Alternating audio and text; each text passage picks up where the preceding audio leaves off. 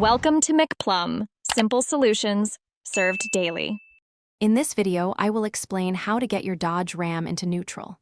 First, ensure your vehicle is on a level surface and the parking brake is engaged for safety. This process is crucial for towing or if your battery is dead. We'll cover the standard method and the manual override, so you'll be prepared for various situations. Let's get started with the steps. For a standard neutral engagement, with the engine running, simply press and hold the brake pedal firmly. Then, move the gear selector to the neutral position. You should see the N indicator light up on your dashboard, confirming the transmission is in neutral.